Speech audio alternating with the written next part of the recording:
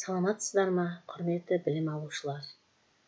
Арал индустриалды техникалық колледжі қазақ тілі мен әдебиет пәнінің оқытушысы мен Баймағамбетова Гүлбада Матығұлқызы. Сабақтың тақырыбы Әбдіжәміл Нұрпейісовтің өмірі мен шығармашылығы. Сабақтың мақсаты жазушының өмірі мен шығармашылығы туралы мағлұмат беру, сөз астарына үңіліп, өзекті ой тудыра білуге баулу, шығармашылық қабілеттерін арттыру, таным белсенділіктерін қалыптастыру, өз бетімен ізденуге жетелеу арқылы адамгершілікке, отансүйгіштікке тәрбиелеу. Хан мен тер трилогиясының мазмұны, көркемдік ерекшелігін ұғындыру. Жаңа сабақты бастамас бұрын Әбдіжәміл Нұрпейісов кім деген сұраққа жауап іздейміз. Әбдіжәміл Нұрпейісов Қазақстанның халық жазушысы. 20 ғасырда қазақ әдебиетіне зор үлес қосқан ірі суреткер, қоғам қайраткері. 1941-1945 жылдардағы ұлы отан соғысы ардагері, атақты «Хан мен тер» романының авторы. Бүгінгі қазақ әдебиетінің ардагері, қазақ прозасының хас шебері Әбдіжәміл Кәрімұлы Нұрпейісов Қызылорда облысының Арал ауданындағы Құланды ауыл кеңесіне қарайтын Үшкөн деген жерде туған. Ата тегіне тоқталсақ, Арал маңын ежелден қоныс еткен. 7-ші атасы Тайқожа батыр, одан Қалдан, одан Арғынбай би, одан өз заманында асқан байлығымен танылған Сыланбай, одан туған Нұрпейіс болыс болған. Нұрпейістен Кәрім, Нәжім, Қали деген ұлдар туған. Осы үшеуі, Кәрімнен туған Әбдіжәміл төртеуі 1941-1945 жылдары ұлы отан соғысына қатысқан. Бұлардан аман қалғаны Әбдіжәміл ғана. Әкесі Кәрім қыран салып саяттаған, ауылнай қызметін атқарған кісі. Соғыс қарсаңында балық колхозында істеген. 1944 жылдың 21 сәуір күні Тернопіль түбіндегі ұрыста қаза тапқан. 1942 жылы орта мектепті тамамдасымен армия қатарына шақырылып, ұлы отан соғысына қатысады. Қысқа мерзімді курстарды бітіргеннен кейін оңтүстік және Прибалтика майданында, Луганскі түбінде миномет ротасында саяси қызметкер, кейін штабист ретінде Балтық маңында шайқастарға қатысады. 1946 жылы желтоқсанда әскерден босанған Әбдіжәміл армия қатарында жүріп, Курландия романын жазуға кіріскен. Оны бітіріп баспаға берген соң, 1 жыл Қазақ мемлекеттік университетінде оқыды.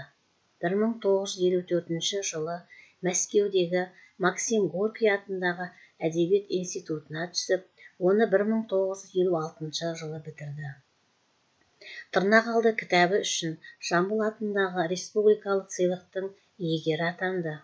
Проза саласында үзбей еңбектенумен қатар, өткер сынымен, публицистикалық мақалаларымен де көзге түсті. 1962-1964 жылдары Қазақстан Жазушылар одағының органы Жұлдыз журналының бас редакторы да болып қызмет істейді. Қазақ ССР жоғары кеңесінің депутаты да болады. Әбдіжәміл әдебиеттегі алғашқы қадамын сүйікті жанры романнан бастады. Ұлы отан соғысынан жаңа оралған майдангер, іштен тебіндеген албырт шабыты, қолына қалам ұстатқанда ақ қағазға алдымен қанды ұрыстан, өмір мен өлім айқасынан алған әсерін түсіреді. Ол әсердің молдығы сонша, әскерден босанысымен 4-5 жыл бойы табан аудармай істеген еңбегі Курландия атты қалың романды дүниеге келтіреді. Ол роман 1950 жылы жарық көріп, 1958 жылы қайта өңделіп толықтырылып, күткен күн деген атпенен жарияланады. Хан мен тер трилогиясын құрайтын 1961 жылы Ымырт, 1964 жылы Сергелдең, 1970 жылы Күйреу романдары жарық көреді.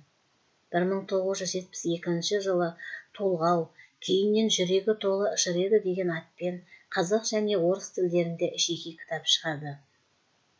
1983 жылы «Сең» романы дүние жүзі халықтарының көптеген тілдеріне аударылған. 1985 жылы «Ақбидай туралы аңыз» атты очерктер жинағы жарық көрді.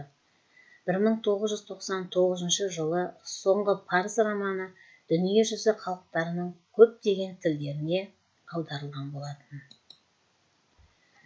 «Қан мен тер» трилогиясы халық, оның әлеуметтік тағдыры туралы шығарма. Уақыт өзгергенімен, заманалық дәуірлігі өзгермейтін туынды екені хақ. Роман Арал теңізі жанында тіршілік еткен қазақ халқының революция кезіндегі тұрмыс салты, күн көрісі, орыс басқыншыларының зорлығы мен қорлығы бейнеленеді. Сонымен қатар, балық өндірісінің басшысы Федоровтың балықшыларды қиындыққа түсіріп қанауы, бай мен кедей арасындағы тап күресі мен әйел теңсіздігін бізге айқын танытатындай. Ал ең басты кейіпкер орташа шаруадан шыққан Еламан образы. Ол образ арқылы Аралдағы барлық балықшылардың тағдырын танытып, бізге бір кейіпкер арқылы адамдар арасындағы алауыздық пен жауыздықтың өршіп, кедейдің ауыр тұрмысын көз алдымызға келтіргендей. Міне, осы кезде жазушы шеберлігі айқын танылады. Романдағы уақыт 1915-1916 жылдарды қамтиды. Романның басты кейіпкері Еламан, еңбекші қауымның өзгеден алабөтен артықшылығы жоқ қатардағы өкілі. Оның шектен тыс жуастығы, сылбырлығы, шешуші сәттердегі екі ұдайлығы бізге таныс революционерлер мінезінен алшақ жатыр. Саяси әлеуметтік сауаты ашылмаған қазақ даласындағы тұңғыш өнеркәсіп салаларының бір түрі балықшылық кәсібімен күнелткен, мәдени ағарту орталықтарынан алыс, табиғаты қатал Арал теңізі өңіріндегі жандардың ел тұтастығы мен егемендігі үшін күреске шығуы тарихи заңды құбылыс. «Қан мен тер» романында Еламан, Ақбала, Тәңірберген бейнелері көрініс береді. Еламан басындағы сергелдең мен Ақбала кешкен адасу соқпағы, Тәңірбергеннің азап пен ар талқысындағы талықсуы көркем эстетикалық шешім. Арал промселінің қожайыны тентек шодыр атанған Федоров әлі дұрыстап қата қоймаған теңізге балықшыларды зорлап айдап салады. Жалданған балықшыларды басыбайлы құлы есепті ұрып соғады. Өзіне де қол көтерген соң, іштей кіжініп жүрген Еламан суға кеткен балықшыларды сұрастырмай, ауын жоқтап тұрған дүние қоңызды сүйменімен салып қалады. Еламан кісі өлтіремін деп ешқашан ойламаған.